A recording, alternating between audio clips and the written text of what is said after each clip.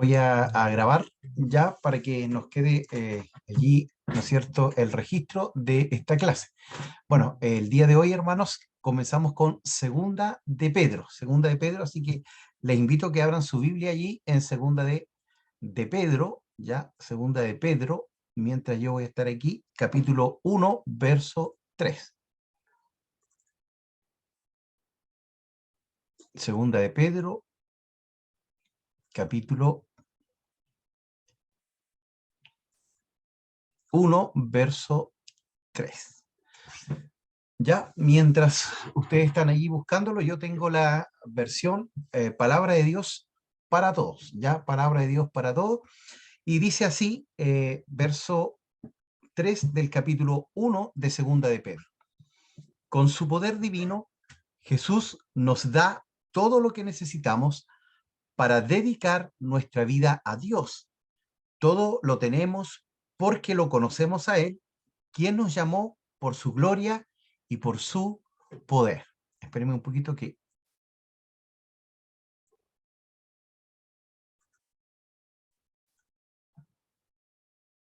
Ahora sí, está ingresando alguien allí.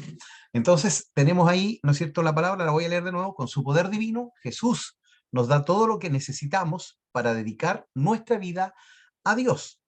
Todo lo tenemos porque lo conocemos a Él, quien nos llamó por su gloria y su poder. Oramos al Señor. Padre, te damos gracias porque tu amor y tu bondad es grande, Señor. Gracias porque tu palabra dice que ese poder divino de Jesús puede darnos todo lo que necesitamos, Señor, para poder dedicar nuestras vidas a ti. Señor, gracias por la vida de Cristo, gracias por la obra de Cristo en la cruz del Calvario. Ayúdanos a amarte, ayúdanos a honrarte, ayúdanos a bendecirte con todo nuestro corazón. Damos a ti la gloria, la honra y el poder en el nombre de Jesús. Amén y amén. Bueno, hemos estado viendo, estimados, ¿no es cierto?, las epístolas generales, ya, y estuvimos viendo, ¿no es cierto?, Primera de Pedro, nos detuvimos ahí varias clases en Primera de Pedro, y Primera de Pedro dijimos, ¿no es cierto?, que era una carta que estaba claramente, ¿no es cierto?, establecido quién era su autor, que en este caso, ¿no es cierto?, era el apóstol Pedro. Pero ahora vamos a ver nosotros segunda de Pedro, ¿ya? Y vamos a darnos cuenta que aquí ya cambia, ¿no es cierto?, podríamos decir, el sentido de las cartas hasta a Primera de Pedro, ¿no es cierto?, tenía que ver con iglesias que estaban sufriendo, iglesias que estaban padeciendo, ¿no es cierto?, por la causa de Cristo, ¿ya? Y ahora, desde Segunda de Pedro, Primera, Segunda, Tercera de Juan y Judas, tiene que ver con falsos maestros y con falsas enseñanzas, ¿ya? Falsos maestros y falsas enseñanzas, o también conocidas como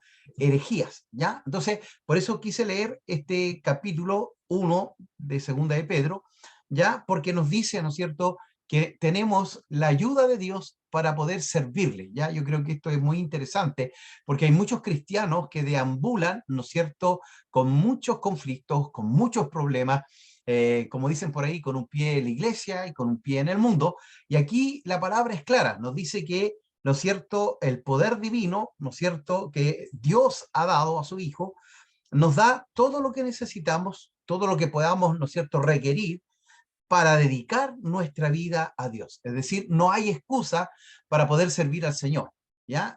Puedo decirle, Señor, aquí está mi debilidad, aquí está mi vicio, aquí están mis cadenas, y el Señor tiene el poder para romper las cadenas, para romper esos vicios, para romper esas debilidades, ¿ya? Entonces, cambia esta segunda carta, ¿no es cierto?, de Pedro, ahora comienza, ¿no es cierto?, a atacar a estas falsas doctrinas, falsas enseñanzas, que comenzaron así como nació la iglesia, también comenzaron a haber, ¿no es cierto?, falsas enseñanzas. Y por eso es tan importante, hermanos, que nosotros conozcamos la palabra, que conozcamos la escritura, ¿verdad? Y que la conozcamos a cabalidad. La única manera de no ser engañados es conociendo bien la escritura. Ya siempre cuando yo enseño, digo esto: la mejor manera de descubrir un falso profeta, un falso maestro, una falsa enseñanza, una enseñanza que tiene cierta verdad y cierta mentira, es conocer la escritura de Génesis a Apocalipsis. ya conocer, ¿no es cierto?, que el Antiguo Testamento también tiene un mensaje para nosotros, que quizás Cristo estaba escondido, guardado en el Antiguo Testamento, pero que en el Nuevo Testamento aparece en gloria y majestad, porque él mismo se presenta en la tierra, ¿no es cierto?, y se hace carne, se hace hombre, el verbo se hizo carne, ¿no es cierto?, él habitó entre nosotros, el mismo Dios se hizo hombre, ¿ya? Entonces, Cristo es la revelación máxima, ¿no es cierto?, de Dios. ¿Ya? Entonces tenemos a Cristo como la revelación máxima, tenemos la palabra como la revelación de Dios y también tenemos la creación como la revelación de Dios. Es decir, no tenemos excusa ya para servir al Señor. Bueno, dentro de esta introducción, ya aquí aparece, ¿no es cierto?, el sentido de segunda de Pedro, ya el peligro de las herejías, ya es increíble cómo nace la iglesia y inmediatamente también nacen los falsos maestros y las falsas enseñanzas. Ya ahí viene, ¿no es cierto?, la palabra herejía, viene del griego airesis, que significa una opinión escogida. ¿Ya? Y en esto también quiero hincarle un poquito, ¿no es cierto?, el diente. Cuando hablamos, ¿no es cierto?, de una opinión escogida, es alguien que sabe que esto tiene error, ya que esto tiene engaño. Bueno, aparentemente para él, ¿no es cierto?, está bien, pero no es como cuando un hermano, ¿no es cierto?, malinterpretó la escritura sin ninguna mala intención, ¿verdad? Y uno tiene que decirle, hermano, mire, eso no dice la Biblia dice esto otro, ¿ya? Pero cuando es una herejía, es alguien, ¿verdad?, que está allí tratando de participar de sus mentiras, de sus engaños, ya de sus falacias. ¿Ya? Entonces, por eso es tan importante poder conocer la escritura, porque al conocer la escritura nos daremos cuenta cuando alguien, ¿verdad?, está hablando verdad o está hablando mentira. Uno de mis maestros, ya en el instituto, decía esto, ya un 1% de mentira contamina el 99% de verdad. ¿Ya? Entonces, no es que un 10% ni un 20%, sino que el 1% que sea mentira contamina toda la verdad. ¿Ya? Entonces, herejía tiene que ver con una opinión escogida. Esta persona realiza o ejecuta, ¿no es cierto?, esta enseñanza sabiendo que en ellas hay problemas teológicos, doctrinales. ¿Ya? Herejía es una negación deliberada de la verdad revelada que se une con la aceptación del error.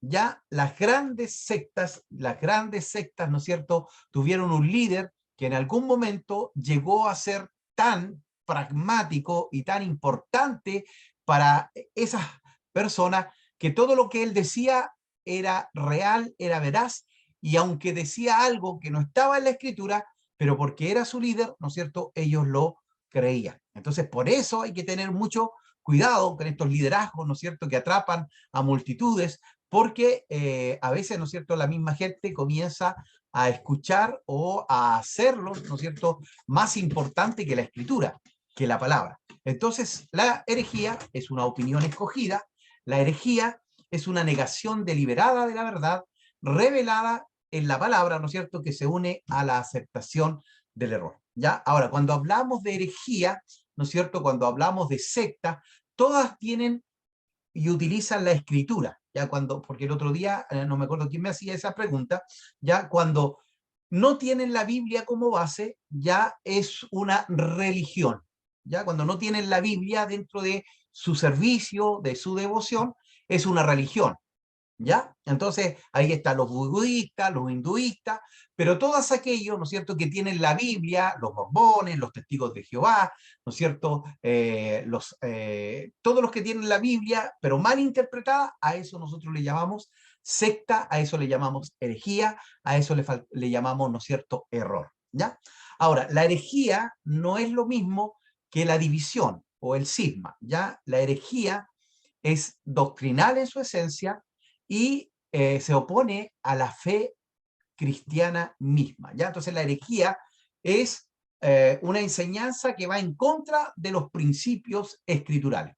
¿Ya? Casi siempre, ¿no es cierto?, las herejías, espérenme un poquitito, casi siempre las herejías, ¿no es cierto?, tienen que ver que atacan a la Trinidad, desconocen la Trinidad, o al Padre, o al Hijo, o al Espíritu Santo, atacan a Cristo como la deidad, ¿no es cierto?, que Jesús no es Dios. También la Biblia, dicen que la Biblia no es palabra de Dios, que contiene, pero no es palabra de Dios. Entonces, siempre, ¿no es cierto?, la herejía va en contra de una doctrina, de una enseñanza de la Escritura. En cambio, el cisma o la división que se produce en algunas congregaciones no es doctrinal, sino que es a veces, ¿no es cierto?, por amor, por pelea, por conflictos, ¿ya? Entonces, no es lo mismo herejía que cisma, ¿ya? O que división. La separación no solo se puede producir por una herejía, sino que se puede producir por un chisme, se puede producir, ¿no es cierto?, por conflicto entre los líderes y el pastor, entre un líder, ¿no es cierto?, quizás que toma a veces posición y se lleva a una cantidad de hermanos. Entonces, la herejía tiene que ver con una enseñanza errónea, equivocada. El cisma tiene que ver con dividir, separar la iglesia por distintas razones o motivos, ¿ya? Segunda de Pedro, hasta Judas, lo dije al principio, ¿no es cierto? ¿No es cierto? Hablan del peligro de estas herejías, ¿ya? Hablan del peligro de las herejías, ya que nacieron con la iglesia, pero que aquí en el año 60 comenzaron a hacerse más notorias, más fuertes, ya hubieron enseñanzas bien extrañas, bien raras. Por allí alguien decía que Jesús fue hombre, ¿no es cierto?, hasta el bautismo, y que en el bautismo recibió, ¿no es cierto?, podríamos llamarlo así, la plenitud del Espíritu, y desde que recibió, ¿no es cierto?, el bautismo y el Espíritu Santo como paloma, fue Dios y hombre hasta la crucifixión, pero antes de morir, lo divino se apartó de él y quedó solamente el humano. ¿Se da cuenta? Entonces son falsas enseñanzas, son herejías que comenzaron a florecer. El gnosticismo comenzó también a hacerse fuerte en ese momento, que decía, ¿no es cierto?, que si Jesús era Dios o era espíritu, porque lo espíritu era bueno, lo material era malo. Entonces, en este caso, Jesús, si era de carne y hueso, no podía ser Dios, ¿ya? Entonces, si era Dios, tenía que haber sido un espíritu. Entonces, la kenosis, ellos no reconocen la kenosis, que es Dios, ¿no es cierto?, a través de Cristo se hace hombre, 100% Dios y 100% hombre. Entonces, vemos que hay muchas herejías que comienzan a levantarse en este tiempo, y el apóstol Pedro se ve en la necesidad de escribir a la Iglesia Universal para que, ¿no es cierto?, estuvieran atentos en contra de estas enseñanzas. Ahora, nosotros tenemos una ventaja. La iglesia en ese tiempo todavía no tenía el Nuevo Testamento, solamente tenía el Antiguo Testamento. Recuerde usted, la Tanaj. Ya los profetas, ¿no es cierto?, los salmos, tenían ahí la historia, pero no tenían el Nuevo Testamento. Recién comenzaron a escribir las primeras cartas en el 40, en el 50, pero no todos tenían todas las cartas. Entonces comenzó esto y Pedro le escribe, ¿no es cierto?, a la Iglesia Universal para que tuviera cuidado con estas herejías que se estaban levantando en la iglesia primitiva.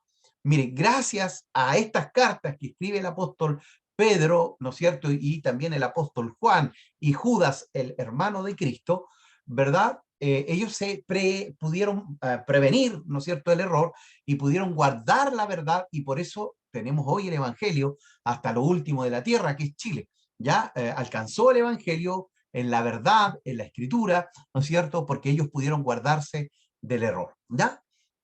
Entonces, mire, ahí tenemos algunas de las herejías que habían ahí en la iglesia primitiva. Desde los años 40 después de Cristo, la iglesia se vio amenazada por herejías destructoras. Bueno, la primera herejía, ¿se acuerdan ustedes? Que es cuando el Evangelio, Cristo muere, resucita, viene el Espíritu Santo, desciende en Pentecostés, ya la iglesia comienza allí, en Pentecostés. Nace la iglesia. Ya no es exclusivo de un pueblo, ¿verdad?, que eran los judíos, pero los judaizantes, ¿verdad?, se levantaron para declarar, algunos no declaraban o no señalaban a Jesús como Dios, decían que Jesús no era un profeta, pero no era Dios, y además, ¿no es cierto?, algunos decían, sí, Jesús es el Mesías, es el Salvador, pero a esa salvación, a través de Cristo, usted tiene que agregarle que no puede, ¿no es cierto?, comer ciertos alimentos, que tiene que guardar ciertos ritos, ciertas ceremonias, como la circuncisión, y tenía que también, ¿no es cierto?, abstenerse de ciertos alimentos y guardar el día de reposo, que para los judíos era el día sábado, ¿ya? Que para ellos era el día sábado. Después tenemos del 48 al 50, se hace el concilio de Jerusalén, por lo mismo, Pablo, ¿no es cierto?, dice, bueno, los judíos vienen, ¿no es cierto?, con un trasfondo, ellos se circuncidaron cuando tenían 8 días, ellos se guardaron de la idolatría, del paganismo, ya ellos no comen carne de cerdo, se han guardado. Pero ahora el evangelio se abrió para todas las naciones, para todos los gentiles, pero los gentiles no se circuncidaron, los gentiles no, porque no era parte de su práctica, ellos venían de un mundo idólatra, lleno de sexualidad, de inmoralidad, de idolatría, ¿ya? Y Pablo dice, ¿cómo nosotros le vamos a pedir a ellos que también se circunciden, que también guarden el día de reposo? Y ahí tienen que hacer, ¿no es cierto?, este concilio de Jerusalén, ¿ya? Para poder determinar qué se le había de pedir a los gentiles que era distinto y diferente a los judíos, ¿ya? Bueno, siguen agregándose algunos por allí, así que estamos ahí ayudándole también a la otra clase. Entonces, queridos hermanos, tenemos ya la primera herejía, ¿no es cierto?, los judaizantes, ya a los cuales Pablo, ¿no es cierto?, a través de la carta a los Gálatas, ¿no es cierto?, los trata y le dice los perros circuncidados, ¿verdad?, de la circuncisión, o los perros judaizantes, porque los judíos judaizantes decían que los gentiles eran perros, ¿ya? Entonces él usaba el mismo lenguaje que usaban los judíos. Del 50 después de Cristo, Pablo escribe a los Gálatas, atacando esta herejía, ¿no es cierto?, de los judaizantes, y también después escribe, ¿no es cierto?, a la iglesia de Éfeso, perdón, desde Éfeso a los corintios, que también dentro de la iglesia de Corintio habían varios errores, ¿verdad?, algunos estaban negando la resurrección de los muertos, ¿ya? Por eso Pablo ahí dice, bueno, si no hay resurrección, cerremos los templos, no hagamos más cultos, ¿verdad? Vayámonos para la casa, porque es vana nuestra fe. Si no hay resurrección, ¿para qué entonces servimos a Dios? ¿Ya? Servimos a Dios porque hay una resurrección, porque hay una vida eterna. Ahora, ojo, hay una vida eterna en el cielo para aquellos que han creído en el Señor Jesucristo, pero también hay una vida eterna en el infierno para aquellos que no quisieron recibir el mensaje del Señor. ¿Ya? Entonces, allí Pablo tiene que escribir a los corintios porque habían algunos que estaban negando la resurrección de los muertos, ¿ya? Y ahí él tiene que hacer una defensa, una apologética, ¿no es cierto?, señalando que también Jesús había resucitado, que 500 personas le vieron, ¿verdad?, que estuvo 40 días entre su resurrección y la ascensión, donde fue visto por muchas personas, ya señalando de que Jesús resucitó, entonces nosotros también vamos a resucitar. Aquí tenemos algunas cositas más. Dice, despedida de Pablo en Mileto, hablando a los ancianos de Éfeso, ya cuando él sabe que se va a ir, ¿no es cierto?, hacia Roma y que allá le esperaba la muerte. Dice que después de su partida entrarían lobos rapaces que no perdonarían al rebaño y que de entre ellos mismos se levantarían hombres perversos que arrastrarían a muchos de los discípulos, ¿ya? Entonces, imagínense, a tal punto iba a llegar esta herejía o esta falsa enseñanza que algunos de los discípulos que habían quedado allí, ¿no es cierto?, dentro de la iglesia que estaban haciendo, iban a ser engañados por estos lobos rapaces, ¿ya? Hoy podemos ver, hermano, en muchos lugares, ¿no es cierto?, donde hay verdaderos lobos rapaces que se aprovechan, ¿verdad?, de la congregación, que se aprovechan de los hermanos, que se aprovechan de la gente que quiere servir al Señor y los estrujan económicamente, financieramente, a través de muchos favores. Y lamentablemente la gente a veces se va porque creen que todos los cristianos son de la misma manera o de la misma forma. Entonces, cuidado con esos lobos rapaces que Pablo le dice, ¿no es cierto?, a los ancianos de Éfeso, tengan cuidado porque cuando yo me vaya, ¿no es cierto?, van a llegar algunos lobos allí, ¿verdad?, disfrazados, que son hombres perversos, ¿ya? Para el 60 al 63, Pablo, preso en Roma, escribió a los colosenses, a la iglesia de Colosa, para contrarrestar el error de falsas enseñanzas. También en Colosa había algunos errores doctrinales. Algunos estaban empezando a adorar a los ángeles. Ya recuerde usted que los ángeles son seres creados. Dios es Dios, no hay otro fuera de Él no tiene principio, Él no tiene ni fin, pero los ángeles fueron creados en un momento determinado, ¿verdad? Ahora ellos no tienen final porque van a vivir eternamente,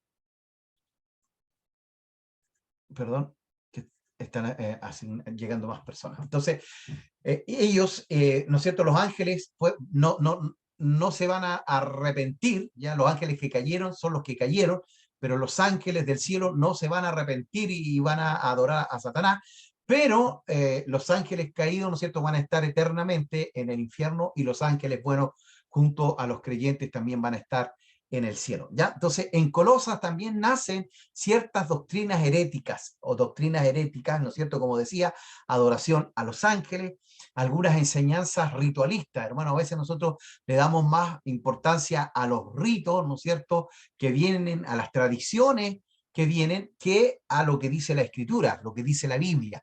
Ya también, ¿no es cierto?, nosotros somos una iglesia pentecostal, ya donde se manifiestan los dones del Espíritu Santo. Pero hay lugares, hermano, donde esto es un extremo, ¿no es cierto?, donde hay, ¿verdad?, un misticismo, que todo tiene que ser, ¿no es cierto?, sobrenatural, que todo tiene que ser, ¿no es cierto?, poco menos que tocado por un ángel, y ahí es donde también se cometen errores, porque yo he estado en lugares, ¿no es cierto?, donde dicen, hoy Dios no estuvo aquí, hoy Dios no habló, porque el profeta o la profeta que había en esa congregación no se manifestó, no dio ni una palabra en ese momento, pero sí hubo una predicación, hubo una palabra del Señor. Entonces hay que tener mucho cuidado con eso, porque en realidad, ¿verdad?, la profeta mayor es la palabra, es la escritura. Entonces a veces nos llenamos de misticismo. Yo creo que hay un mundo espiritual, yo creo que hay demonios y que hay ángeles, yo creo que hay dones espirituales, ¿verdad? Pero no porque se me cae, ¿no es cierto?, a mí una cuchara, significa, ¿verdad?, que un demonio la botó. ¿Ya? Entonces, porque a veces nos vamos a ese extremo, todo lo demonizamos, todo decimos que es parte de un demonio. Ahora, también hay el otro extremo, donde decimos, no, nada es espiritual, todo es natural. No, hay un mundo espiritual que es mucho más real que el mundo natural, porque este mundo natural va a ser destruido, va a desaparecer, pero el mundo espiritual estaba antes del natural y va a seguir estando después del natural. ¿Ya? Entonces, es muy importante aquello también, pero tenemos que tener, ¿no es cierto?, un equilibrio, tenemos que saber cuando algo es espíritu, ¿no es cierto?, es una posesión demoníaca o es una enfermedad psicológica que también existe. Entonces, es allí donde tenemos que tener el discernimiento para entender y comprender cuando hay una manifestación del enemigo o es simplemente, ¿no es cierto?, una enfermedad o a veces, ¿no es cierto?, puede ser, ¿verdad?, el mal humor de alguien, de alguna persona, ¿ya? Entonces, tenemos enseñanzas ritualistas, enseñanzas místicas, ¿no es cierto?, estas que siempre queremos ir más allá. Ahora, yo creo en el poder de Dios, hermano. Yo creo que hay un mundo espiritual que Jesucristo es el Señor, ¿ya? Él es el Señor, Él tiene el control de todo. Pero a veces, ¿no es cierto?, nos vamos más para a ver el poder de Satanás, de las tinieblas, que el poder de Dios, ¿ya? Y también habían prácticas ascéticas. Ascético, ya ascético, tiene que ver con prohibiciones, no comer, no casarse, no tener relaciones sexuales dentro del matrimonio, ¿ya? Entonces, había ciertos hombres allí que decían que si tú querías estar más cerca de Dios, entonces tenías que golpearte, tenías que dejar de comer, tenías que castigarte, y allí como que dejamos y pisamos la cruz de Cristo. Ahora, es importante el ayuno, es importante la oración, ¿ya? Porque eso también nos hace, ¿no es cierto?, tener una comunión un poco más cercana al Señor, pero no significa que al ayunar yo voy a estar más cerca de Dios, porque puedo estar ayunando y estar pecando, puedo estar ayunando y estar viendo películas de tono elevado. No sé si da cuenta, pero puedo estar sin ayunar y estar buscando el rostro de Dios. Lo ideal es estar ayunando y buscar al Señor, ¿ya? Entonces, para que tengamos eso también claro. Habían también enseñanzas ascéticas, bueno, enseñanza hoy ascética es lo que pasa en la Iglesia Católica, donde a los curas, ¿no es cierto?, se les prohíbe casar, cuando la Biblia en ninguna parte dice, ¿no es cierto?, que el sexo dentro del matrimonio sea pecado, sino que es bendecido de parte de Dios, pero, ¿no es cierto?, ellos tomaron esta enseñanza herética para decir que los curas no pueden contraer matrimonio, ¿ya? Y por eso mismo, ¿no es cierto?, sucede lo que usted ha escuchado y ha visto, porque la sexualidad estaba allí, siempre presente, y, ¿verdad?, lamentablemente ellos lo hicieron, ¿no es cierto?, dañando a niños, dañando a jóvenes de una forma, ¿no es cierto?, inmoral, ¿ya? Entonces hay que tener cuidado con eso. Después, en el 63 al 65, Pablo, ¿no es cierto?, está libre, escribió a Timoteo y a Tito prediciendo que en los postreros tiempos algunos apostatarán de la fe. Ya, apostatar significa negar la fe, abandonar la fe. ¿Ya? Entonces, por eso hay que tener mucho cuidado con aquellos que dicen que la salvación no se pierde. Porque si yo apostato de la fe, ¿qué estoy haciendo? Estoy abandonando la fe, estoy negando la fe, estoy negando a Cristo, ¿ya? Entonces, dice claramente Pablo, ¿no es cierto?, que algunos van a apostatar, van a negar la fe, van a abandonar la fe, van a renunciar a la fe, escuchando, mire, a espíritus engañadores y a doctrinas de demonios, ¿ya? Bueno, hay tanta información allí en el YouTube, hay tantas corrientes teológicas, doctrinales, filosóficas que engañan, que mienten, hermanos, que hay que tener mucho cuidado.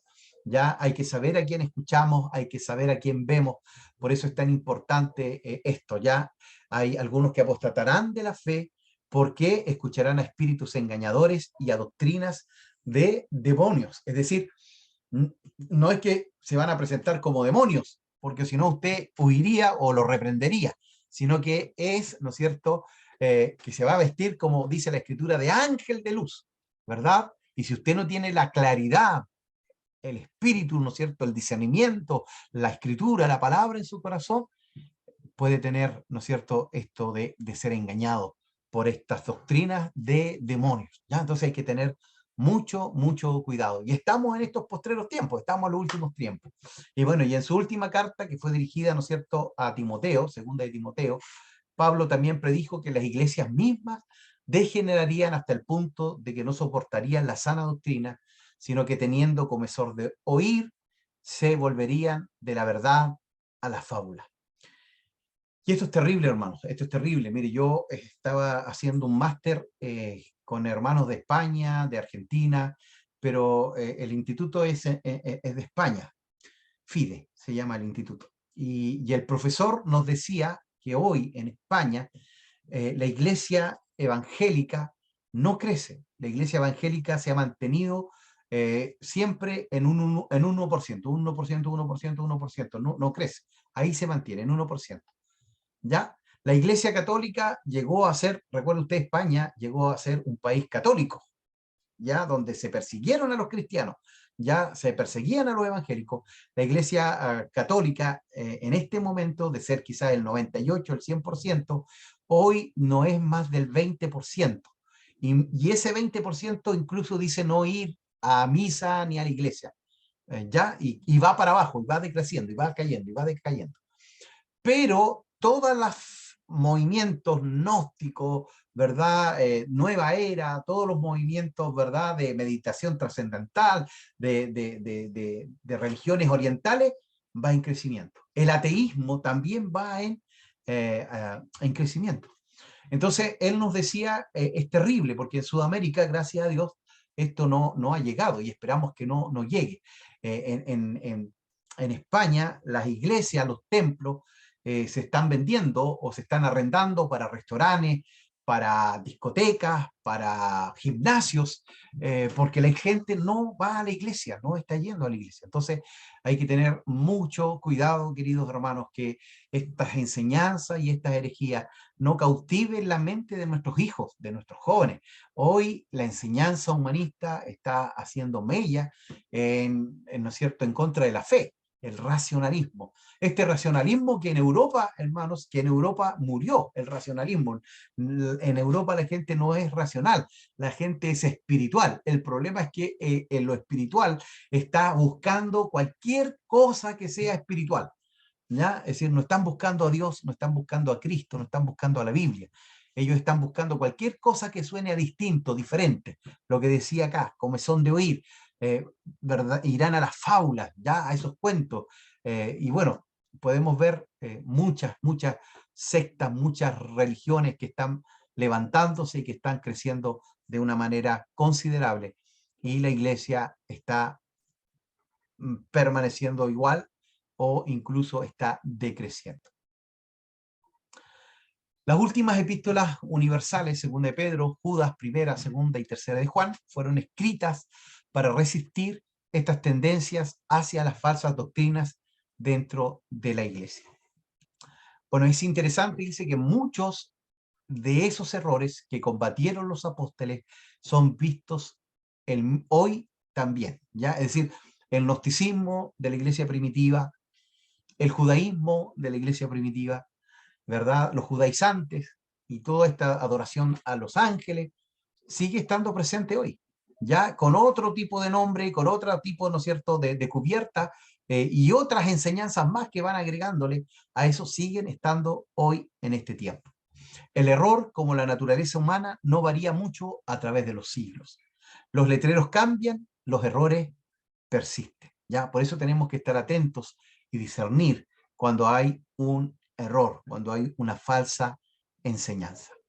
En el caso del apóstol Pedro, dice, él estaba muy preocupado por los falsos maestros que se estaban infiltrando allí en Asia Menor, ¿ya? Entonces, había una preocupación del apóstol de que estos falsos maestros pudieran dañar y contaminar a la iglesia, porque recuerden, no había Biblia, no había un Nuevo Testamento. Algunos, ¿no es cierto?, tenían el Antiguo Testamento solamente en algunas sinagogas o lugares importantes. Entonces, había que impregnarse de lo que uno recibía o aprendía en forma, ¿no es cierto?, de verbal, más que escrita, y esto podía producirse, ¿no es cierto?, que el error pudiera entrar dentro de la iglesia y pudiera engañar a muchos hermanos, ¿ya? Aunque estos falsos maestros ya estaban causando daño, Pedro esperaba que sus doctrinas heréticas y sus vidas inmorales resultasen más dañinas en el futuro. Mire, y esto yo quiero que le tome razón, que usted lo considere. No hay falso maestro, no hay un maestro que sea falso que no tenga una vida inmoral. Puede hablar de Dios, puede predicar de Dios, puede hablar de santidad, pero su vida es una vida impía, impura, sucia. Ya probablemente pueda tener 2 o 3 mujeres, probablemente, ¿no es cierto?, pueda tener problemas con el sexo opuesto, ¿ya? Entonces siempre un falso maestro, casi siempre, ¿no es cierto?, tiene una doble vida, ya tiene una vida inmoral, ¿verdad? Tiene, ¿no es cierto?, esto un daño, porque cuando eso sale a la luz, todos aquellos que creyeron en él, ¿no es cierto?, se desmoronan viendo que su líder, ¿no es cierto?, tenía una vida licenciosa, una vida inmoral, pero a ellos les demandaba santidad, les demandaba integridad, ¿ya? Entonces siempre el falso maestro, el que enseña herejía o doctrina, tiene problemas con su vida moral, con su vida en santidad, ¿verdad? Con su vida en integridad hacia el Señor, ¿ya?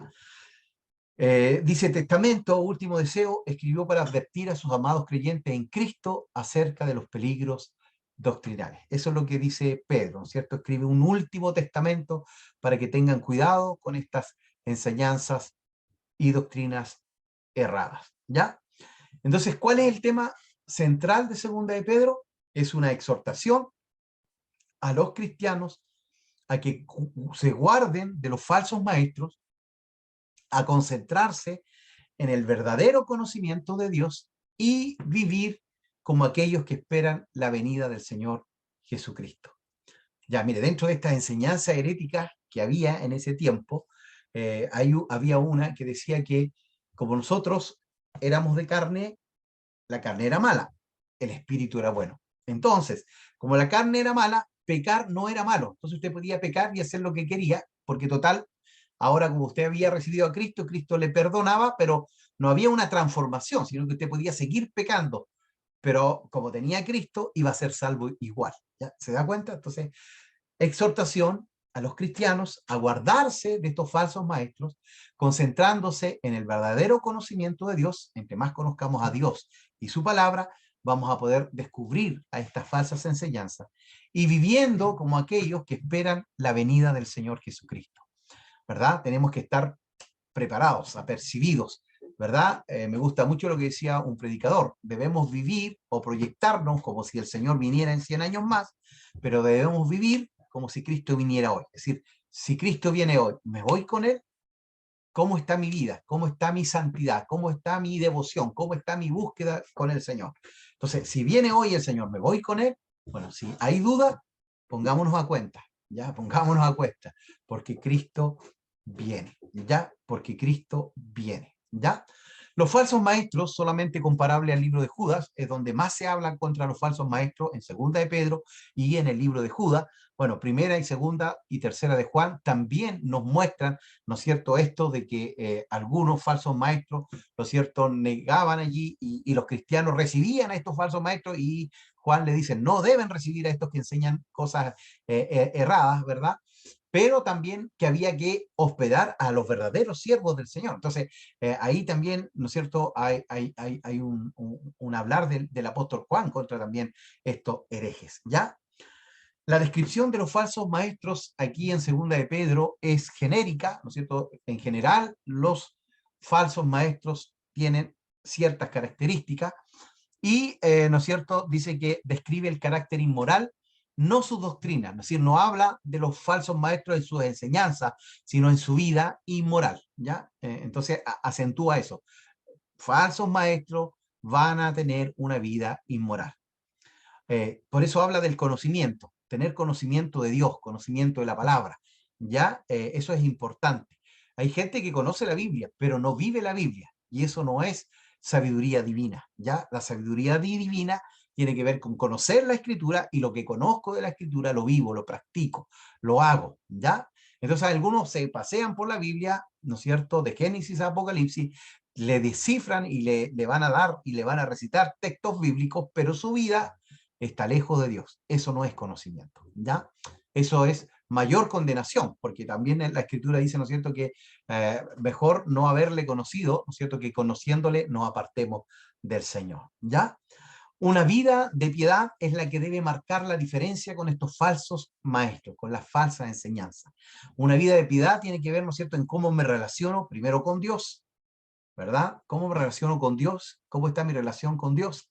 Después con mi familia, ¿no es cierto?, con mis hermanos en Cristo, cómo está mi relación con ellos. Esa es una vida de piedad, pero no solo con mis hermanos en Cristo, sino que también con nuestros vecinos, con nuestro prójimo, con aquellos compañeros del trabajo, del estudio, ¿ya? Entonces, una vida de piedad tiene que contrastar o golpear a esas falsas enseñanzas o a esas falsas, ¿no es cierto?, falsos maestros.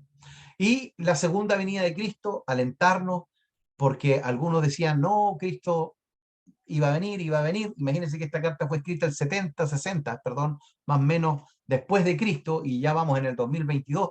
Entonces decirle, hermanos, Cristo viene, ¿ya? Y hoy va a estar más cerca que ayer, ¿ya? Pero Él viene en el día y en la hora que Dios tiene, su Padre determinado, y no cuando nosotros queramos, ¿ya? Entonces, la Biblia, y bueno, Pedro también señala, ¿no es cierto?, que Él espera hasta que todos procedan al arrepentimiento, ¿ya?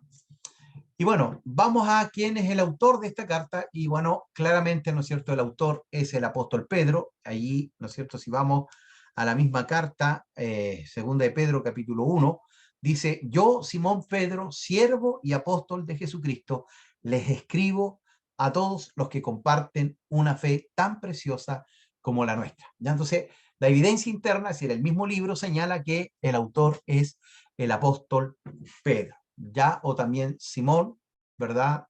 O Pedro, que es el mismo nombre, ¿ya? En el 1.1 dice que el autor es Pedro, en el 3.1 el autor se refiere a su primera carta, que fue la que estudiamos antes, y en el 1.14 se refiere a las predicciones del Señor acerca de su muerte, ¿ya? Y en el 1.16 al 18, él clama haber sido testigo en la transfiguración. Entonces siempre, cuando hablamos de evidencia interna, hablamos cuando el mismo libro o la misma Biblia señala quién es su autor, ¿ya? Bueno, hay algunos que dudan en esta carta. Recuerde que la otra carta, primera de Pedro, era una homologómena. ¿Se acuerda que no era discutida, era aceptada por todos? Pero segunda de Pedro, ¿no es cierto?, era una antilegómena. Ya habían algunos que decían, esto no se parece a Pedro, o esta no, creemos que es una carta de Pedro. Entonces algunos dudaban de esto, pero en realidad la evidencia interna es mucho más fuerte. Los padres de la iglesia se tardaron en aceptar esta epístola como parte del canon del Nuevo Testamento. Problemas con muchos apócrifos de la época, finalmente se aprobó en el canon. Miren, recuerden ustedes que nosotros tenemos 27 libros en el Nuevo Testamento. Y dentro de esos 27 libros, ¿no es cierto?, se hizo un canon, y este canon, que era una vara de medir, ¿no es cierto?, para decir, bueno, para que sea un libro inspirado, tiene que cumplir ciertos requisitos. Uno, tenía que ser un apóstol o un discípulo directo de Cristo, y si no, un discípulo directo de Cristo tenía que avalar, ¿no es cierto?, al escritor. Dos, tenía que no contradecir, ¿no es cierto?, las enseñanzas de los mismos apóstoles.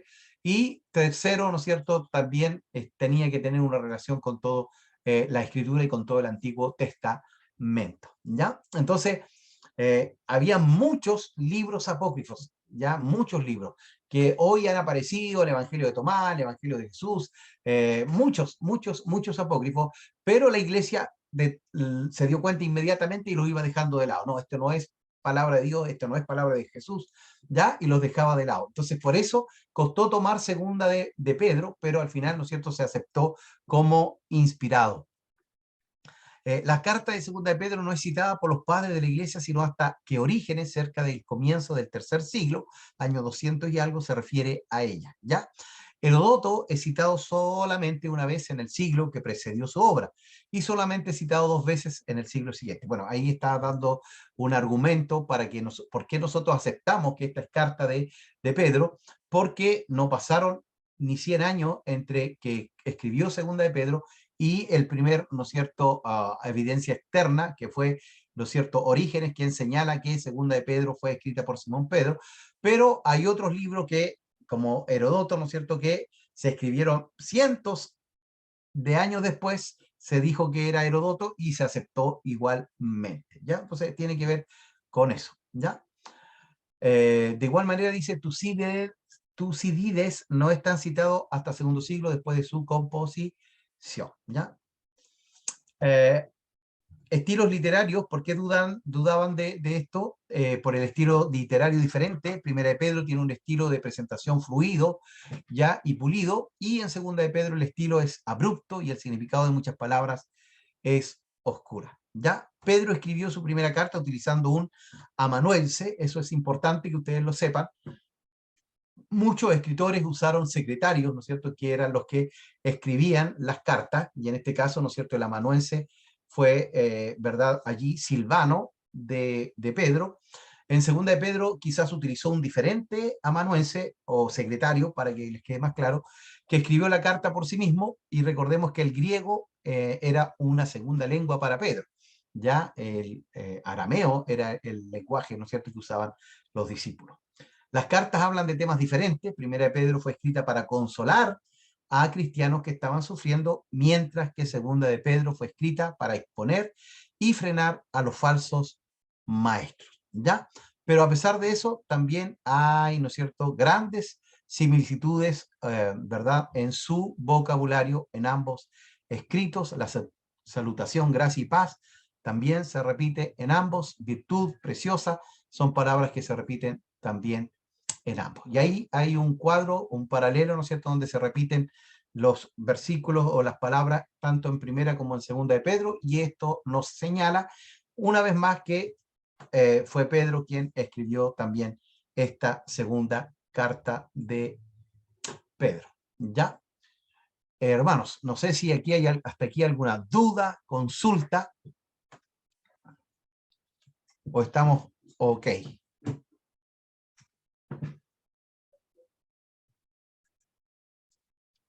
¿No hay dudas? ¿No hay consultas? Todo bien, ahí pusieron manito para arriba. ¿Sí? Bueno, hermanos, entonces hoy día vamos a llegar hasta aquí, nada más, así que voy a poner en pausa aquí la grabación.